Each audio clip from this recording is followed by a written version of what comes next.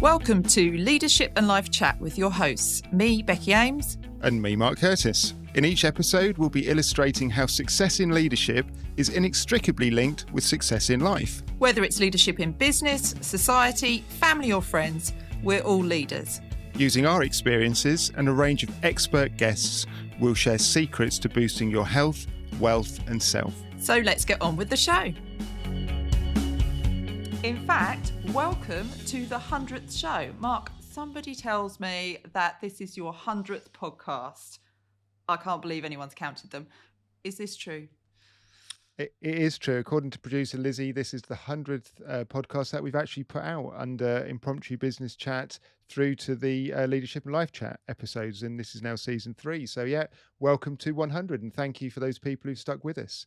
And Becky, for the 100th show, we've got a very special guest. And that guest is David Sheepshanks. If you're in the UK, he'll need no introduction. David has been very high profile around football as chairman of Ipswich Town Football Club, which is soccer for our friends in America.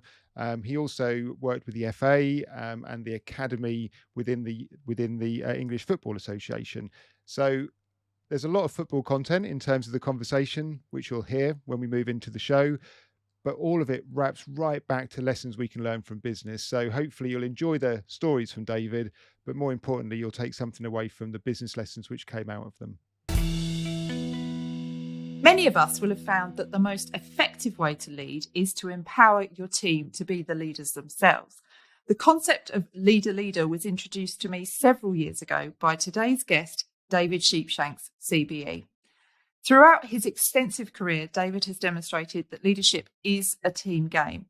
Over the last 30 years, he has held senior roles in the FA, the Football League, and of course at Ipswich Town Football Club. David was awarded CBE in 2013 for services to football, business and local charity, and his work in the voluntary sector continues, as does his passion for football. In recent years, he has moved into a coaching role, helping others to develop their own leadership skills. Today, we are very pleased to have the opportunity to chat to David about all aspects of leadership, in particular, how to develop that high-performing team. David Sheepshanks, welcome to the show. Thank you, Becky. It's a joy to be here. Lovely to see you and to see Mark. Thank you. I know Mark's very excited. I am, Becky. Yeah, I've been limbering up especially for this episode, David. And in fact, I'm getting a bit warm now, so I'm just going to take my my training top off, if that's okay, everybody. Oh, well, the big reveal, the Green King shirt. So for those who are listening, you're not going to get the visual. I've just revealed my Ipswich Town top of probably about 1997, 98. And David, we're probably going to hear more about your time at Ipswich later in the show. I'm sure we will. But it's a very good start, Mark. And, it's not just an Ipswich shirt, but it's an Ipswich classic shirt. And it's a brave move when you're sitting in Norfolk. Yeah, absolutely. And hopefully it's going to make you feel at home today, David. It certainly does. Thank you. I'm delighted you're wearing it. I should have put something on myself. But anyway, good. You boys. Anyway, David, so it is an absolute pleasure to have you join us. Just for the listeners as an intro, would you like to share a little bit about your journey and your story, just to give us some context, please? Well, I grew up. I'm a as we say over here, I'm a Suffolk boy, and I'm Suffolk born and raised. Well, actually, I was born in London, but I was brought back to Suffolk 24 hours later, and I'm very proud of this county and everything in it. And so that's the first thing to say. I grew up here. I went away to boarding school, but went to live in London for 10 years, and where I started working. My working life as a motorcycle messenger in London, and believe it or not, doing a sort of almost an informal knowledge like the black cab taxi drivers have to. And then I got a job in the food industry. I became an apprentice trader and then learned to be a trader, buying and selling fish. Canned fish and frozen fish all over the world. And I did that in the end. I stayed in the fish industry for 17 years and opened my own company here Starfish in 1980 when we came back to live in Suffolk again, and then sold that. Went on a bit of a helter-skelter journey, had some successes and failures, and ended up selling it, but not for what I hoped, and decided to set up a new business, Suffolk Foods, with my brother Rick, and which went really, really well and much better. And it was during that time that, I fell in love with Ipswich. My first game at Ipswich was in 1965-6 season, and we beat Leyton Orient 3-2. I can remember it to this day. And Ray Crawford was playing for Ipswich, and Andy Nelson, who'd been the captain of Ipswich in the Championship 61-62 team, was playing for Leyton Orient. But that's another story. Many of your listeners, I hope, are too young to remember those days. But I don't know. Anyway, I often say during my later days at the helm in Ipswich, it only takes one game. And that's why I was so intent on engaging, we'll come back to that more later, but engaging young people and families. I went to my first game in I think it was April 66, and I was hooked after one match. And that's all it takes. And the rest of my life, cut me in half, I bleed blue and white. You certainly are an amazing advocate for Suffolk and for Ipswich Town, and that's particularly what you're known for, isn't it? And your experiences are so wide-ranging, both leading up to your time at Ipswich Town and since then. I know we've chatted a lot in the past about how Ipswich Town you formed a leadership team and built the club back up, and that's really something we were keen to explore with you today. Do you want to talk us through a bit about how that came about and the key things that you really had to put in place to make that happen? Yes, happily. Thank you. But I might just go back a tiny bit. So I became an Ipswich fan, as I said, and through all those glory years, you have to remember that Ipswich were in Europe for 10 years between 73 and 82. And if there'd been a Champions League then, we'd have been in it 6 years running. People can't believe that now. I was there when we beat Man United 6-0 and missed 2 penalties. But I always have to say that I'm afraid I was there in 1995 when they beat us 9-0. Anyway, much to our chagrin. And I became a young director. It was sort of the same week that my daughter Sophie was born. I was invited to become a young director of Ipswich in February 1987. And it was sort of right at the end or immediately after the end of the glory years. And it was during that time I served an apprenticeship really of 8-9 years on the board as a young director, where I was probably 20 years at least younger than any of the other board, if not more, in most cases. And I became very closely linked with all the supporters. I used to travel on the supporter coaches to away games and, really, really got involved in the club and in every facet, really. Because those days there was no professional setup, not in the way that we understand it today. We didn't have a chief executive. The chairman played a leading role. My immediate Patrick Cobbold was the chairman who invited me on the board, and then John Kerr was chairman for 4 years. And, they did amazing things, and they were really the face of the club and the boss of the club. And then, so there wasn't such a thing as a chief executive. We had a wonderful club secretary, David Rose, and who knew everything there was to know about football and regulation and so on. But we didn't have anybody to run the business, so to speak. The reason I go back across that is that we weren't any different from any other of the clubs. Maybe a few of the very big clubs were getting ahead of us by then, but it just was a different era. It wasn't the big money professional game that you see today. And so during my time on the board, we went through playoffs, which is a word I got to know better later. We went through, we got promoted with John Lyle, and then we came down again 3 years later, and then George over, and it was very soon after George Burley took over that John Kerr stood down, and I was appointed in the summer of '95 to be chair. And the reason for that bit of background is that there was an awful lot needed doing. I mean, when isn't there? But I mean, of course, as a board, we were united. It was all unpaid, voluntary positions. But I had, watching us in the last year or two, 93, 94, was painful. And for any Ipswich fan who remembers those days, when we were relegated in 95, people said, good riddance to Ipswich.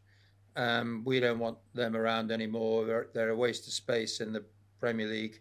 I mean, this was just so hard to hear and listen to, because we had somehow for many, many years been the one of the sort of most talked about clubs for doing things well.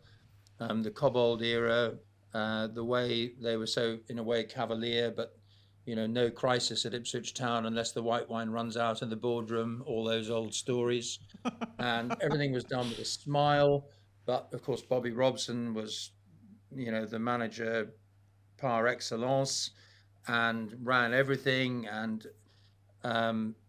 And we just had such a great reputation. And so suddenly, for us to find ourselves, after the excitement of John Lyall being promoted, becoming manager, and getting us promoted into what was the first ever year of the Premier League in '92, to then be coming down in the way we did 3 years later was just agony. It was embarrassing. It was awful.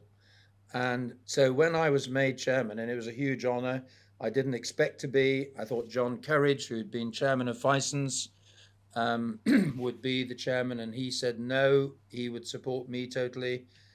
And then it was a huge honour, but it was also, I had a pent up kind of a mass of things that I knew needed doing. And so I came out with, nowadays they're two a penny, but they weren't then. I came up with a 5-year plan, which had a whole lot of things in it to re-engage the club in the right way. And I mean, there were lots of parts of it, but it was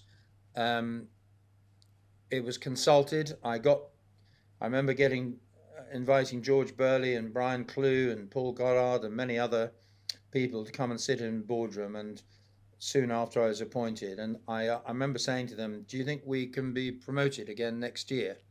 And they looked at me like I was some complete madman, and all the eyes dropped and everyone looked sideways, who is this joker?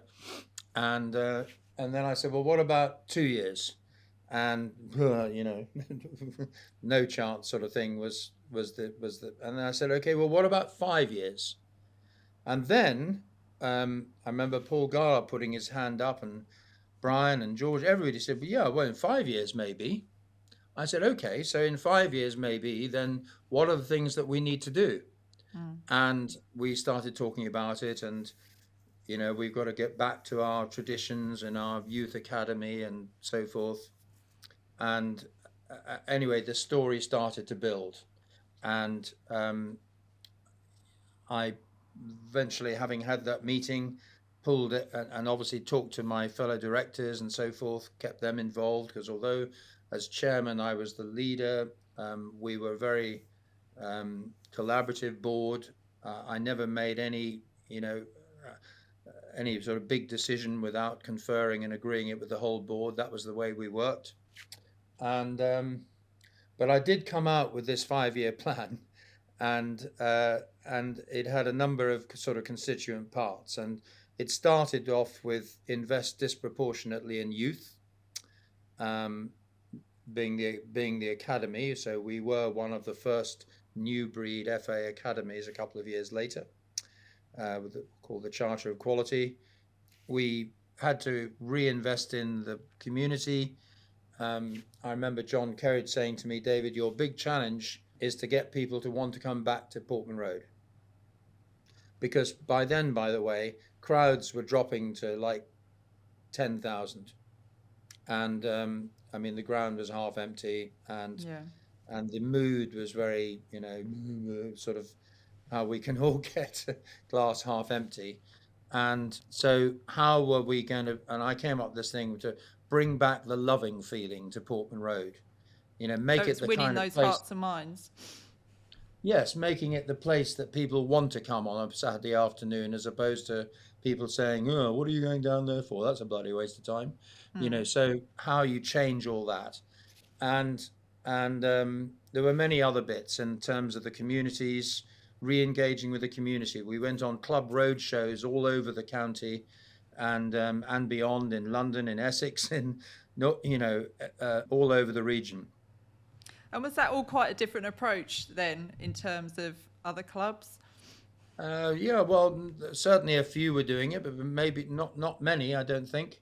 I Yeah. wouldn't claim we were the only one, but yeah, no, we were just very proactive in getting out there and engaging. And another way of articulating what I'm saying was, our challenge was, how do we get our school children wearing blue and white, and not specifically not green and yellow, but not not We red won and Mark white, over.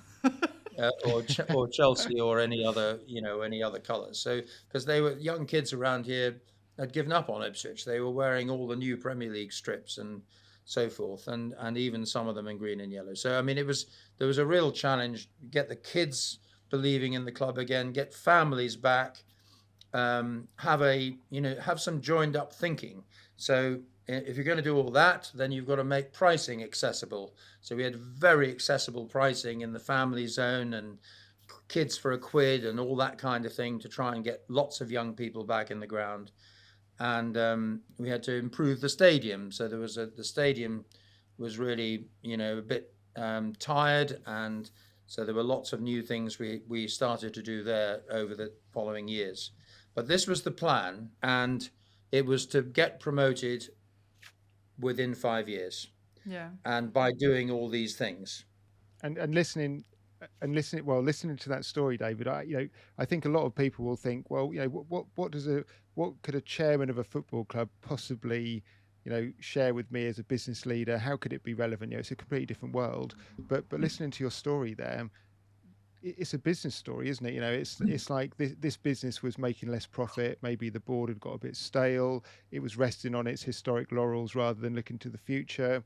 It didn't really know who its target market was anymore. All of this stuff we have to do as leaders in business. The skills you brought across from business, you effectively overlaid that onto a football club and said, from what I can hear, we need to run this like a proper business. We've got to go back to basics. We've got to understand who our target markets are. We've got to understand what our showroom needs to look like in terms of our wares, and unless we get all of that right, we're never going to perform on the pitch, because we can have the best players in the world, but if the management, if the leadership isn't there, then we're never going to be successful. And it just, I was just, to me, it just overlaps with business completely and overlays with how the questions and the challenges we face as leaders in business. No, well, thank you. I mean, it absolutely does. So, the 5-year plan, one of the core principles is start with the end in mind, and then first things first. And so, start with the end in mind. 5 years, we want to get promoted. We will get promoted. It was like an absolute conviction that that is what we would do. And that in order to do that, Mark, as you say, we would rebuild the club in every aspect, or start to. It's never finished. And so, off the field, it involved building a leadership team. There wasn't one. There's no disrespect to the wonderful David Rose and Pat Godbold, who was the manager's secretary, both of whom are institutions in the club, and the most fabulous people. But we had a ticket office, yes, but it was a very small ticket office. We had a small community department, and we had stewards that were all run, and a safety side. But there wasn't a leadership team. We had recently appointed a commercial manager, and we had a guy, with some other lovely people, Mike Noy, who ran the program and hospitality and so forth. And we had another guy who Richard Powell. They're all delightful and brilliant people who ran the lottery and in the community, but it hadn't all been pulled together, if you get me. Yeah. So we had to do that. So I spent a few years. I took the role effectively as not just chairman but CEO, if you like, and we recruited a new commercial director, Paul Clouting. We brought more and more. I say more and more. There wasn't one. It wasn't quite like the number of people who are at the club these days, but we got more professional people in, and they all played their part. And one of the other things we did was how to professionalize. So we applied for ISO 9002, which is the international quality standard, which is essentially have a manual that says what you do and then do what you say. So I'm a great believer in these things, as long as you make sure they work for you and not you for it. But that was a real professionalizer. We became the first ever club to get that in England. We also became the second ever club to be accredited with Investors in People. And this was another really important sort of move in terms of developing culture change. And another thing we did, I brought it out here to wave. It's a very old book, but it's still fantastic. And this is the book called Fish. Lots of those lying around my team's desks. Well, very good, Becky. I know you and I have talked about it before. Yeah. But for your viewers and listeners, it's a fantastic book about the Seattle fish market. And it essentially has 4 themes, which is choose your attitude. We all choose our own attitude. It's nobody else who decides what face we come into work with each day and all that sort of thing. Play, which is to try and make, even though we're doing serious work, try and have fun. Make their day, which is all the people. So be customer centric, customer focused. How are we really making people feel welcome? How do we make people feel good about themselves, which for me is one of the essential ingredients to good leadership. And being present. So, when I'm talking to you, I'm not looking over there to see what's going on here. I'm actually fully zoned in, focused, and in the room with you guys. And so we did that with the whole staff. And I think we had about 100 people actually in the end who came, and it was about 96 or 7. And we divided everybody into 24 teams of 25, and they all had to come back into what's now the Sir Bobby Robson Lounge and act out a skit to demonstrate how that worked in the business. And we smile now and laugh now, but it was game changing, because it really helped us develop a teamship, a team bond, if you like. And it was very exciting, and it really helped us move on. I think Fish for me is a really powerful book because it's so accessible, isn't it? A lot of books are big, detailed, lengthy tomes that people find a bit, they're wary of them, aren't they? And I know Mark loves a book. I'm sure he buys more than he reads, though. But Fish is so accessible for anybody, and so relevant. The choose your attitude for me is the biggest. And there's actually signs up around our office on the doors of choose your attitude that people have put up without I haven't told them to. They've just done it. But it's such an easy read. It resonates with them, and you can bring it to life, can't you? Yeah, I love it. And it says on the top, work made fun gets done. And it's funny that your team are doing badges. Our team all did badges as well. So we had Be Happy and Choose Your Attitude badges stuck on telephones in the days that we used to have office telephones, and all that kind of thing, and on people's laptops, and it was amazing.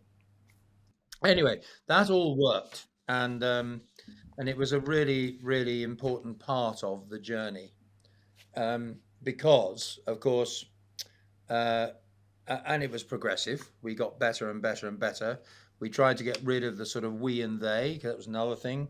you never change that completely in a football business. Obviously, the players are icons, gods, or whatever we want to call them, but nevertheless, there was a bit of a we and they feeling, and trying, just like in some businesses I know in my early years, the factory team always think that the sales guys are up themselves, Yeah, because they get all the glory, don't they?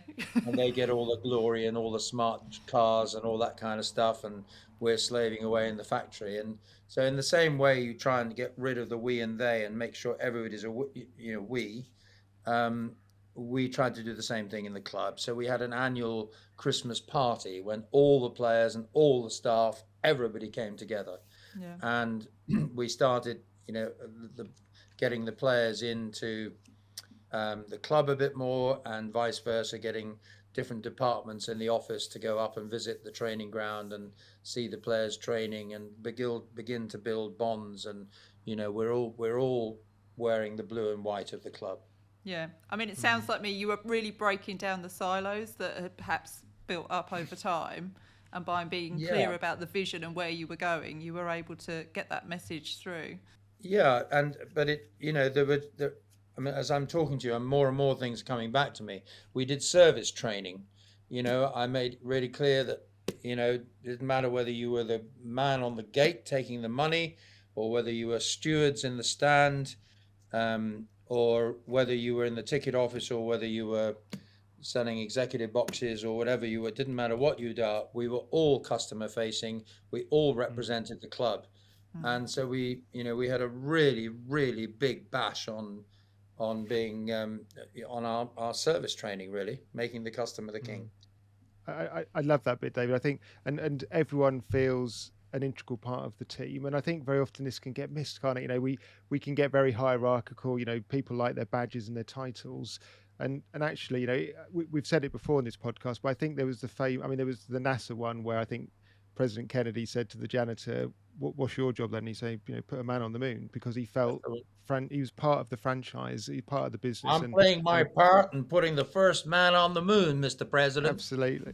Very good. Did you practice that when you were in Nashville recently, David? And I think, and another example, Michael Schumacher, apparently every time he won a race at Ferrari, he would bring a little gift back to everybody back at, I think, Maranello or wherever the factory was, including the lady who pushed the tea car around. And I think someone asked him once, well, why do you do this? Why is she important? He said, well, everyone's important because if the engine engineers don't get their cappuccinos, they get grumpy, which means I don't get the best engine. So this is, everyone plays an equally important role in Ferrari winning the race. And that just comes through time and time again when you hear great success and leadership stories. Yeah, I know. Well, I mean, this was a happy story, and because of course what was going on in the meantime was that every year we were well, the first year, 95-6, we missed out on the playoff on the last game, and we played Millwall, and I mean, I can't believe it. Anyway, it was a nightmare. They came for a draw, thinking they'd stay up, and they played 10 men, 11 men behind the ball the whole game, and we hit the post 7 minutes from the end. James Scowcroft, I remember. We were very unlucky. Anyway, it was a 0-0 draw. Anyway, the good news was that Millwall got relegated. So they came thinking they'd get a draw and stay up, but they didn't. But we missed the playoffs by a point or something. So, however, from then on, every year we were in the playoffs. Not always through the season. We had 1 or 2 seasons where we were doing well pretty throughout the season. But on 2 of the seasons, at least, we were near the bottom of the table at Christmas. And lots of people saying, well, what's happening to your plan now then? Well, don't give too much for your 5-year plan. You can hear all those kind of naysayers carrying on. But we did. We got there. And we just kept persevering. And I think another trait of leadership, not saying that I'm that, different in doing this, because lots of people know the same, but I know I've learnt is that when you've got your goal and you know that it's right, you've got to, of course, review and refresh and check that it's all still relevant. But if you've got a big goal or a big agenda to deliver, then you have to stay with it, and you have to have the resilience to absolutely stay with it. And believe you me, when there were times when we'd lost in the playoffs, and somebody would come and say, we lost to Sheffield United one time, and Bolton as well, and Charlton. And every time, people have put a microphone under my, well, Mr. Chairman, what are you going to say to the fans now? This is the end of the road, isn't it? We know we don't have any money. You're going to have to sell one of your or two of your best players. This will just weaken us, and we won't be able to compete next year. And you have to have the ability to just say, no, look, I'm as disappointed as we all are, as you are, all the fans are. We're going to get over this, but we will learn from it. Yeah. Will you have to sell? Yes, we may well have to sell. But if we sell, we can be cute at who we buy, and how we strengthen the side afterwards. And to that extent, of course, George Burley was inspired year after year in some of the players that nearly all the players that he selected and chose. And we did get better. But it's that kind of absolute resilience in being able to say, no, watch this space, we will come again. Yeah. And its success isn't an A to B line or A to Z line, is it? And I think, Becky, we've talked about this quite a lot sort of within our business at times, when people are sort of, the naysayers are saying, as you were saying, David, well, where are you with your plan? And without being flippant, the stock answer is one step closer to achieving it. Their view is you're one step further away, but if you've got the courage of conviction, you're one step closer, because you've learned you can adapt, you can tweak something, and you're still moving towards Z. But it's just not a perfect straight line, is it? We have deviations. It zigs around. No, you could be a club chairman, Mark. I mean, you're absolutely right. I've got the chair. One step closer. I mean, of course, the key point you're making, which is a good one, is that from every experience we learn, and through those years we did learn. We learned, we got stronger, we got better, and by the time we got to 1999, we really should have been promoted. It was very, very tough to take. And Kieran Dyer was with us, and he scored. I remember screaming an obscenity from the director's box. It was a complimentary obscenity, by the way, at Kieran Dyer, when I thought that he'd won us the game. But anyway, we went out on away goals, and because I just finished being chairman of the Football League, but I was a senior member of the league board, and I went to bat to get the away goals rule taken away from playoffs. Roll on, 2000, here we are.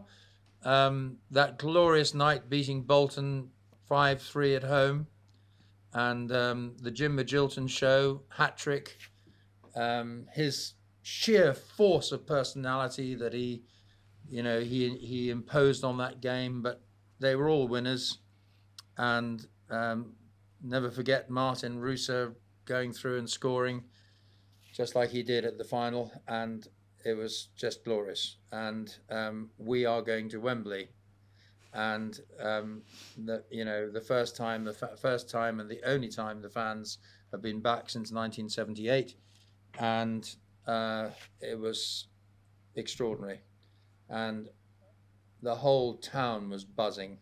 The town was blue and white. We had 38,000 ticket allocation. We had all sorts of difficulties trying to allocate and ration and make sure that all the real supporters got the tickets, and off we went. Do you know what comes through, David? I'm not a football fan, as you know, particularly, but what comes through is your absolute passion, which we all need, don't we, to keep us going in those really tough times. And that comes back to the resilience that you said, the absolute belief in what you're doing, and that you're on the right path and you're doing the right thing, and you are going to get there. And I think that's, one of the key messages that's coming through for me, that belief and that love of what you do is so important. Thank you. Well, it is really important, and it's a key part of it. It doesn't always work, of course, because 3 years later, when we were relegated, it wasn't No. it wasn't as easy. But I mean, not saying this was easy either, but I sometimes think in leadership, uh, it is easier to climb. It's easier to climb the mountain than to sustain success. And I I think mean, that's very true. the second is absolutely doable, as many clubs and companies and countries prove year in year out. But it is in a sense easier to go up than to stop going down, if you follow me. And Absolutely. and so, but let's stay in 2000 because we went to Wembley. It was the last ever competitive match at Wembley, and it was a sellout, of course. It was a glorious day. Barnsley they're a very nice football club, run with people like Dickie Bird and Sir Michael Parkinson being two of their most famous supporters. Um, Michael Parkinson wrote me the nicest letter after we won. I can't tell you, but it was an extraordinary day, and I can remember being the camera panning. I only saw it later, but the camera panning onto me, and I was like that. I was so tense. I mean, I was wound up like a spring, and and I can recount every minute of the game really, but it was the most exciting. Both matches, the semi-final against Bolton and the final against Barnsley at Wembley, were, anyway, in my mind, the two greatest matches you can ever go to. And obviously, we had the right result in both of them. And That does help, doesn't it? I can still hear it now. It's rather a sad day, if I'm allowed to say, about losing dear John Motson, and who was a great friend of mine and a great friend of our club, actually. And but one of his fellow commentators, Peter Drury, was commentating on the ITV one. Of course, I didn't see this till later, but every time I watch that now, he says something like, "Naylor, Rooser, Premiership." And as the ball hits the back of the net, I mean, the hairs stand on the back of my neck every time I watch him do that. So anyway, we were in the Premier League, and that was just the most glorious thing. Mark, you'll have memories of that. And do you remember the first? I think, was it the first home game in the Premier League was against? I think it was the first, or was it second? Was against Manchester United, and for Fabian Wilness famously scored an equaliser. Well, it scored against what was his name? Barthez, the French goalkeeper. Fabian Barthez, Fabian Barthez, and I think we drew 1-1 in the end. But it was a glorious occasion, and the season just rolled on, and we kept winning, and it was extraordinary. And hey presto, at the end of the season, we've qualified for Europe, and we could have even been we were in the Europa Cup, but we could have even been in the Champions League on the last day, but we weren't. And but it was a phenomenal season. George Burley got made Manager of the Year, and I mean, the world was our oyster. Yeah, and great then time. we signed Finidi George. And then we signed Finidi George. But I think the serious point there is it was quite interesting, wasn't it? Because if you look at bringing it back to a business context, that first season in the Premiership, we were a team of relatively unknowns. There was no big stars in the team, but the cooperation and the team pulled together, didn't it, under George Burley's leadership? And then suddenly, we brought in people like Finidi George, who were towards the twilight of their careers, fantastic footballers, highly skilled players, but maybe it just started to change the fabric of the team. So coming back to business and if you like Jim Collins and the Good to Great books, get the right people on the bus. Maybe there's lessons there possibly in business, which is, the big stars do not necessarily always make the boat go in the direction any quicker. They don't make the boat go faster. No, you're right. I mean, I think what I'm saying is that the team that George built over 99, 2000 and 2001, and we only signed one player when we got in the Premier League. It was Herman Ariderson, fantastic chap. And but with Matt Holland leading, Tony Mowbray, such a sort of giant leader, there were a lot of leaders. So Mark Venus, Tony Mowbray, John McGreal, a lot of people who had real leadership quality. And it was just the same actually with Bobby Robson in his great team with, Butcher and Mariner and Hunter and Beattie and all these guys, George Mick Mills and George Burley and all these guys. A team with leaders, lots of people who are leaders, and there's no disrespect to the other names I haven't mentioned, but that was the case with George's team at Wembley and the team that was with Herman, of course, Herman Ariderson, another great leader. These were the guys who really made the team hum. And very often you could arrive at a match, and it's not to be arrogant in any way, but you could almost see that we'd beaten the other team in the tunnel, because you could see the togetherness. And this is a leadership lesson. So clarity of what you're doing, and absolute alignment. Becky knows I'm very keen on that. Everybody knows their role. They know each other's role, and and there's no silos, and they're gonna fight for each other. They're gonna fight for the team, fight for each other, and that's the great quality. And when you don't have that, and looking back at it, it was a terrible mistake. I mean, we were fifth in the Premier League. What do we think would happen in the second season? I think none of us thought we could replicate that.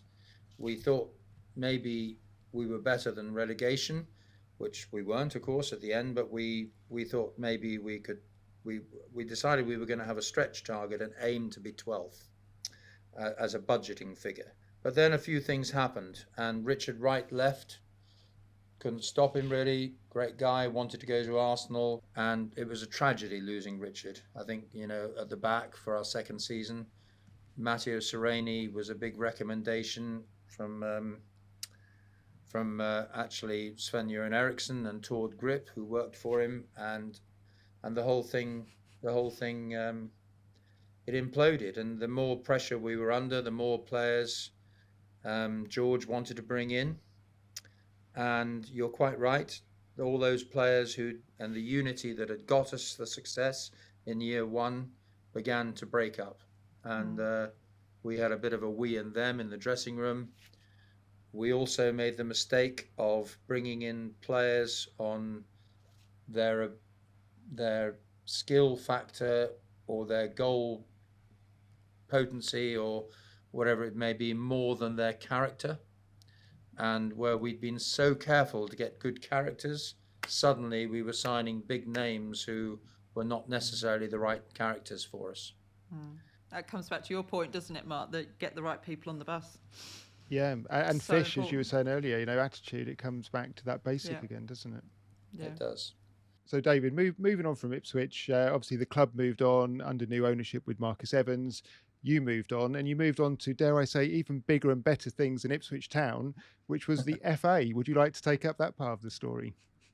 Yeah, well, no, but thank you. I mean, I was with the FA much earlier, but it was after or around the time that we sold the business very, very reluctantly to Marcus Evans.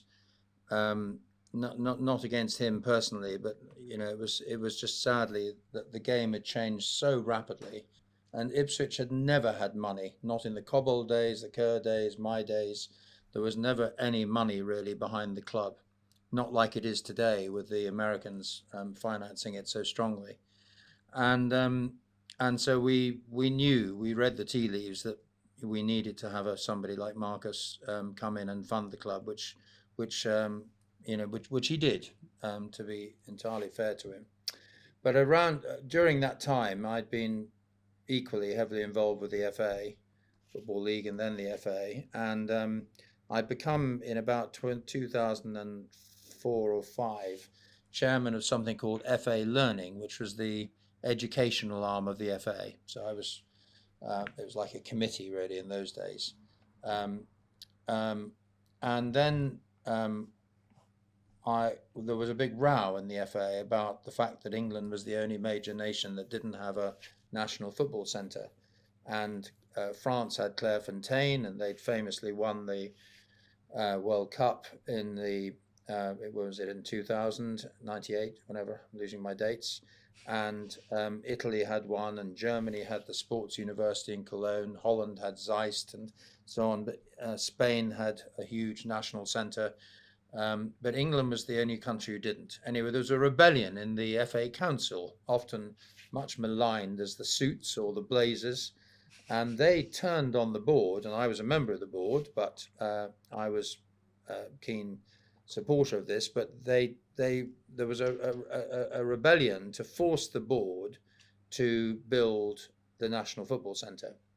And the National Football Centre had at that point been mothballed, because when the FA was building Wembley in 2000, between 2000 and 2006, they were very short of money, and they had bought the land up at what we now know as St George's Park, but then didn't have the money to complete it and mothballed it. Anyway, cut a long story short, there was a big board meeting. The decision was taken that yes, we would, after all, build it, and we would need to figure out how to do it. And they decided to appoint a new board, and the chairman of the FA and chief exec gave me the job. And I was chosen to be the chair of this new National Football Centre board. And so that was a huge honour. I was really passionate about it and went to work to essentially create a new business model, because it wasn't just an easy job to be handed. They said, we'd like you to chair it, David, and get it built. But by the way, there's no money. So you're going to have to raise the capital to build it. And what's more, you're going to have to create a business plan that shows that it will be financially sustainable from year in, year out. So not only can you have no money, but you've also got to prove that you can create a model that finances it year to year. Thank you very much. Anyway, we leapt into it with alacrity, and I put together, a really good team, a really good board, from one or two people who were suggested to me, and then we went at it. And the first thing we did was to canvass support and research. So we went everywhere, all over the world, really, but particularly around Europe and the UK, looking at different national centres, the countries I've mentioned, going around saying to them, if you were building a national football centre now, what would you do differently? And or what would be missing here if you could wave a magic wand and have something that you've forgotten about?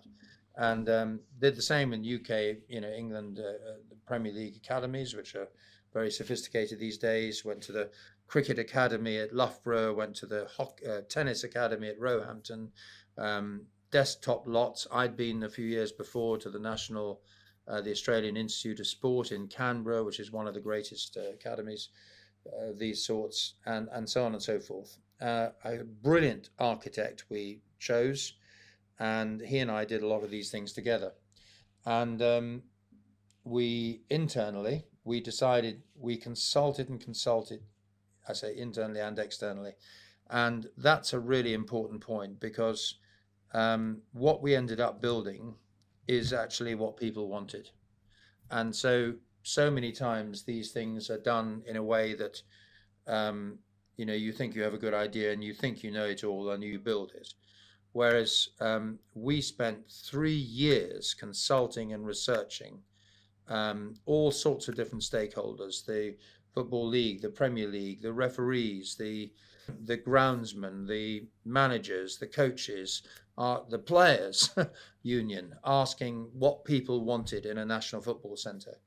And the internal departments in the FA, the international, the senior men's team, the women's team, the partially sighted and disability teams, all of the different component parts, so that we got it right. And as this picture emerged, we came up with a new vision, and it was around building. How we financed it was we did a contract with Hilton, and a 30-year contract.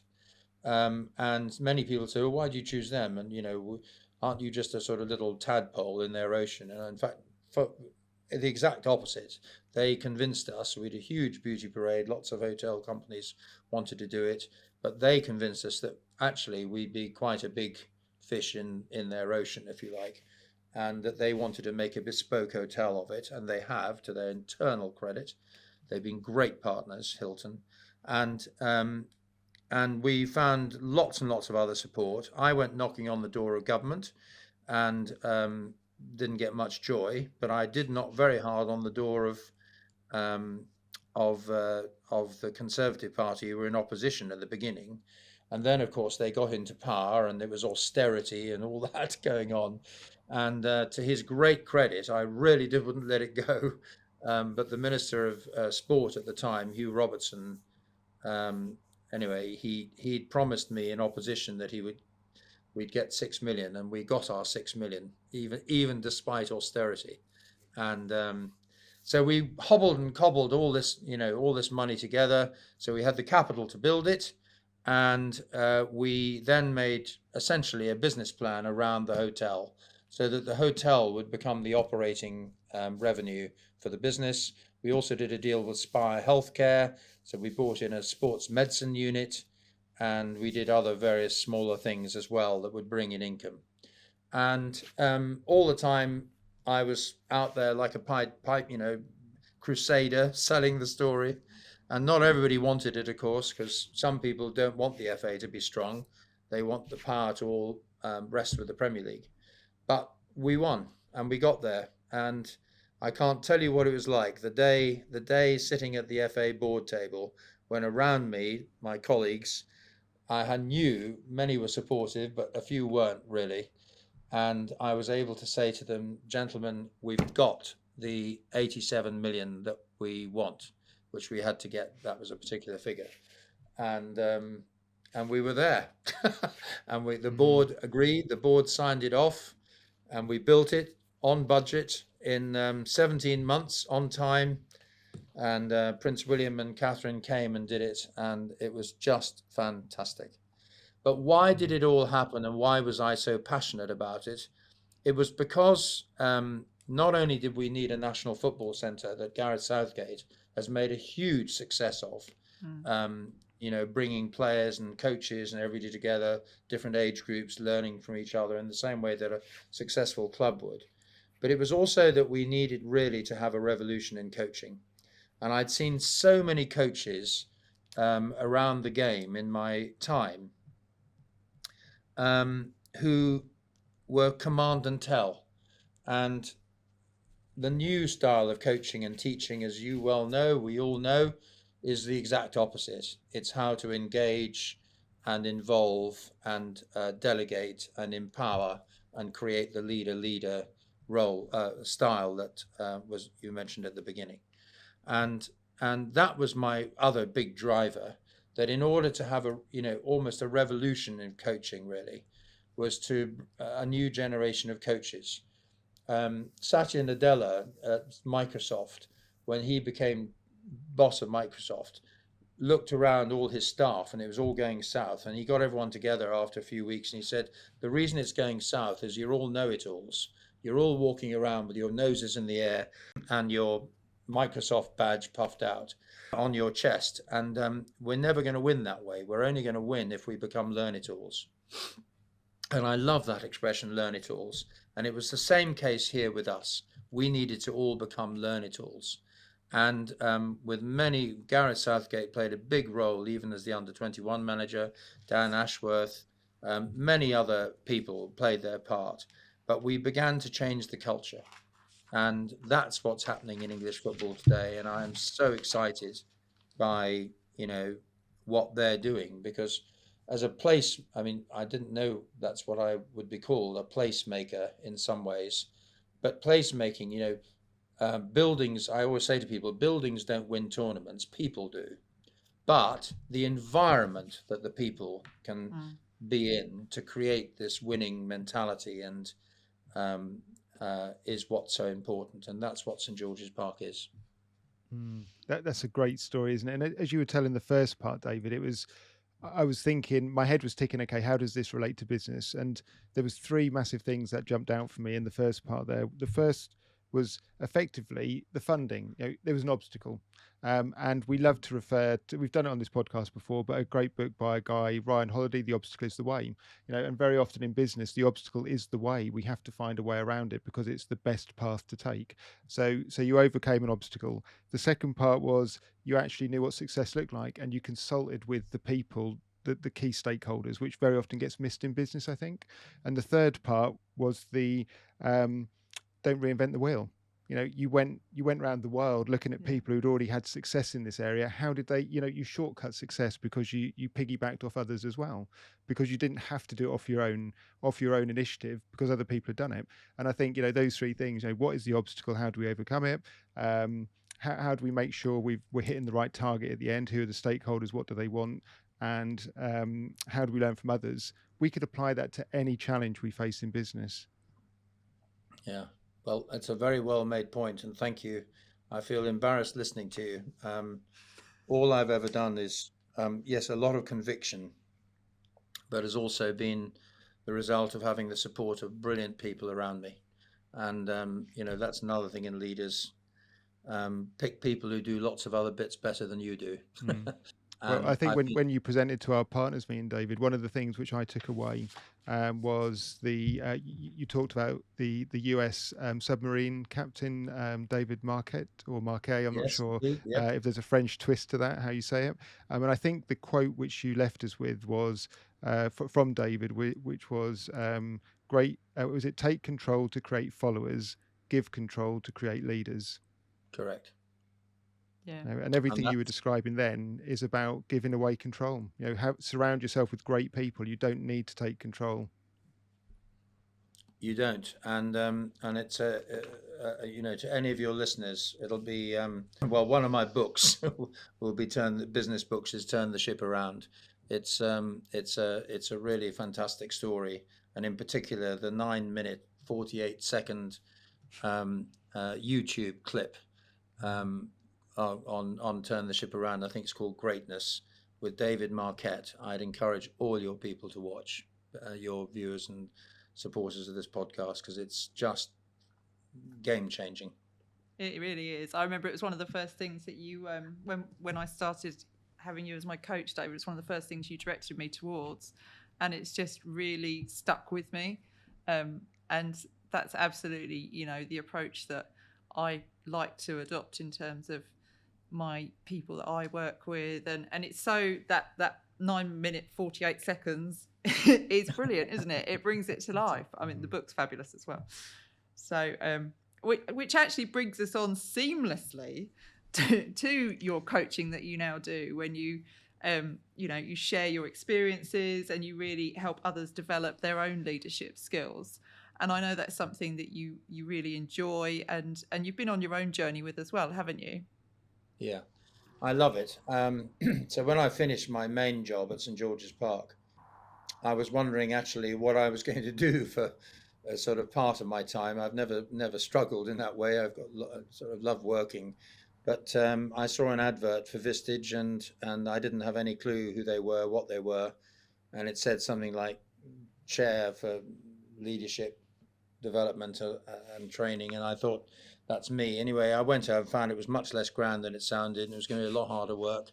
And but I've absolutely loved the journey, and it's really learning about not just that leader bit, which is learning how to delegate, but helping leaders then, because if they don't take it all on their own plate and get good people around them that can take the strain, they then are released to have a better quality of life, but more importantly, to have time to actually think and do the strategy and build their business even bigger. Yeah. So it's whether on the one hand you're going to carry on running everything and get stuck in the weeds, and in which case the likelihood is that you'll be burnt out at some point. Your business is not so likely to grow. You'll be stuck, and or do you want to be able to have great people around you who have skills that maybe even are better than yours, who can absolutely take the company to a new level, while you guide and prompt and think of new ideas and acquisitions or new innovation or whatever it might be that is actually going to add the real value to the business. And I love doing all that and just helping people on that journey. Actually, it's a really satisfying thing to see when people get it, and happily they mostly do get it. There's another great book in traction, GWC, get it, want it, capacity. So do they get it? Do they want it? Do they have the capacity to do it? And under those three figures, you can kind of do a very simple analysis of your people. Yeah. But I love doing it, and it's and I've carried on now. And I think the other point is peer groups. So peer groups is not always understood by people unless you have good peer groups, and it can be internal, like for example, your board of partners, and you have a very good debating chamber there.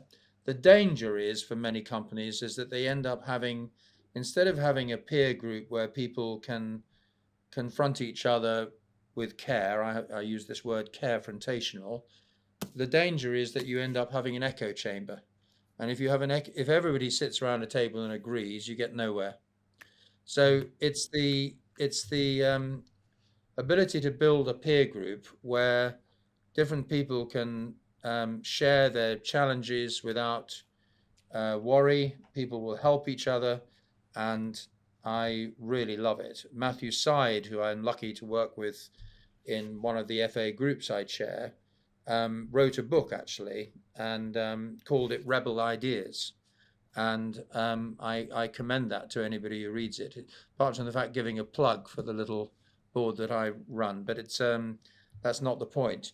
Rebel Ideas is the group I run for the FA is exactly that. It's a Rebel Ideas group. It's different people from high performance in different sectors who come together to share ideas. And we work with Gareth Southgate, and we work with the women's team and other aspects of the FA to essentially come at it from a different angle. And somebody at the beginning said, well, that's bloody useless. Why haven't you got all football people on it? So we don't want all football people on it. We want to look at high performance from every angle. So if we had all football people, the danger is you end up with an echo chamber. And in this way, you end up with examining all the possibilities. Daniel Pink did a course with me. I was in Nashville a few weeks ago, and one of his little tips was, in a very simple little thing in life, try changing should to could.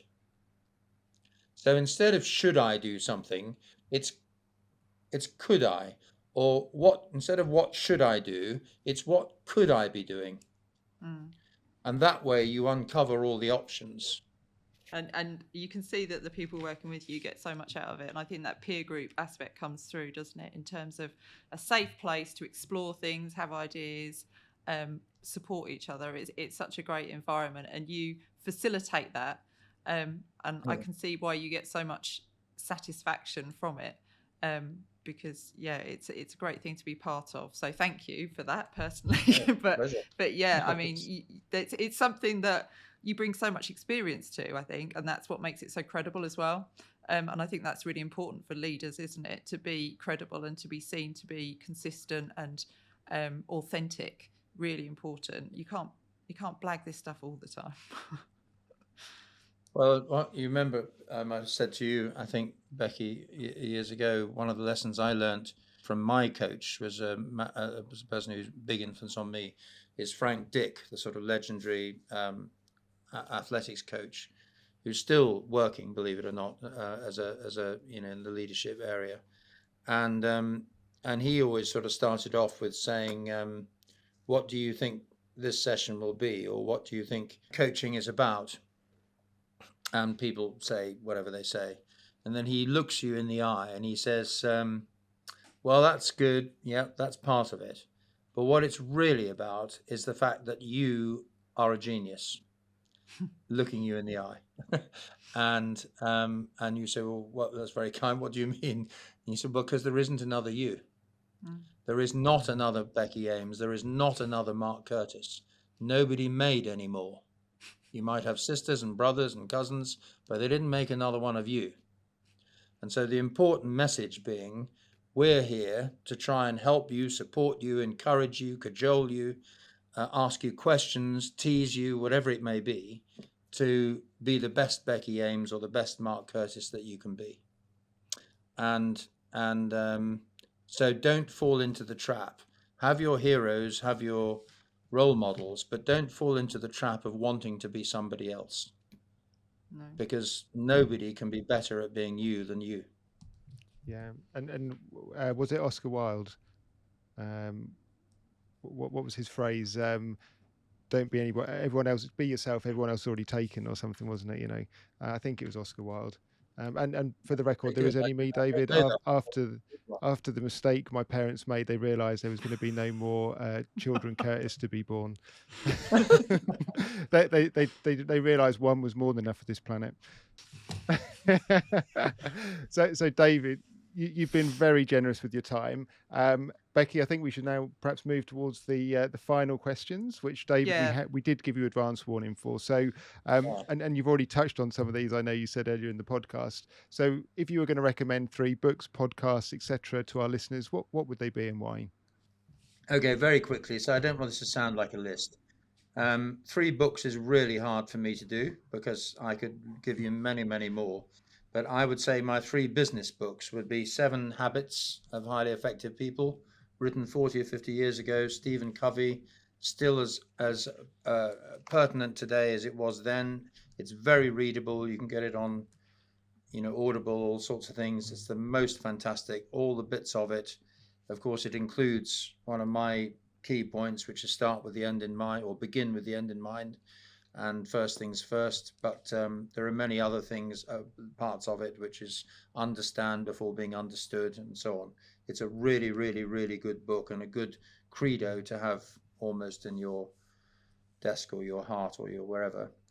We've mentioned today Good to Great. I can't not mention it. I was lucky to meet the great Jim Collins and spend time with him. We've talked about whether you want to run a level 4 company, which is good, or do you want to run a great company, which is level 5? And I think, and there are many other bits, the hedgehog and what have you, out of that. Turn the Ship Around is my other third business book, and if I was allowed to throw in a fourth, I'd say Radical Candor. Podcasts, Michael Barber on accomplishment. I don't listen to so many podcasts, but that's a great one. It's got amazing, he's got great podcasts. One's with Gareth Southgate, actually, which is well worth a listen. And there are many others with David Putnam and all sorts of interesting people. Thank you, David. And just finally, 3 pieces of advice that you would give to an 18-year-old David. When I talk to schools or school children, I share 2 little things that I hope that they might remember. One is to have their personal app. And their personal app is an acronym for ambition, passion, and perseverance. So don't be afraid to have an ambition. Dream big and go for it. You'll only ever do it if you do it with passion, if you're really passionate about it. Yeah. And persevere, because life is full of knocks and ups and downs and bruises, and that's what mountain territory is. But you've got to have the get up and go ability to keep going. And with your app, you need your 3 R's, and your 3 R's are responsibility for your own performance, responsibility for your teammates, and responsibility for your development. I think those 2 little devices, if you like, can hopefully help people. I think they're great.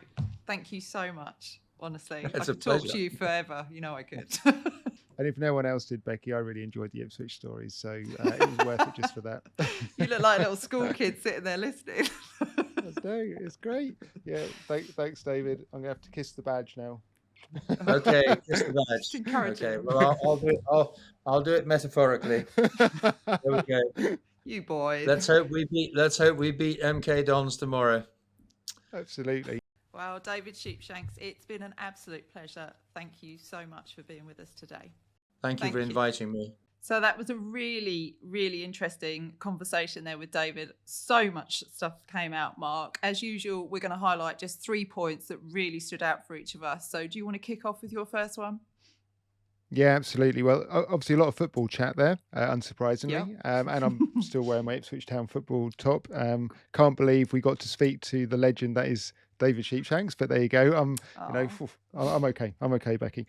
So yeah, the first point that I took, the first thing I took away it was kind of 3 points. It was when David was talking about how they achieved success in the St George's project, and he was saying there was an obstacle, which is they had no funding.